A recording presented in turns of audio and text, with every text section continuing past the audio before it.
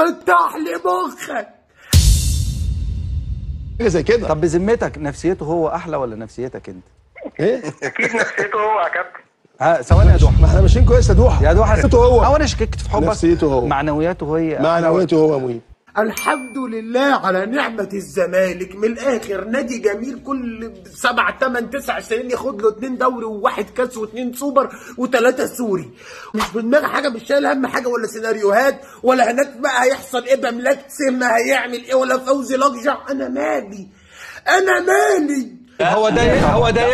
ده يمنع النهارده ان الاهلي هو بعبع. لا طبعا الاهلي بعبع لو كسب صن داونز. خلاص بس هو البطل يا حبيبي ماشي البطل، هو البطل انما مش بعبع. هو البطل. بص البعبع ده اسمع صن داونز اللي خاف وخلع. احنا ما وخلصنا. انما هتقول لي بقى اتورط في نادي يروح لي كل سنه النهائي، اخر 7 سنين رايح 6 سنين، الاهلاويه كلهم خاسين النص. مساء الخير عليكم مرة أخرى. معلش أنا نسيت أتكلم على الزملكاوي اللي راح المغرب عشان يشجع الوداد ضد النادي الأهلي، وكان ده من وجهة نظري شخص عايز ترند، شخص عايز الناس تتكلم عنه، وده اللي حصل له فعلا. كل اللي حصل ده يدل إن الشخص ده لا يمكن يكون زملكاوي. انا قاعد لوحدي. لا انت فرحان؟ انا قافل على نفسي لوحدي.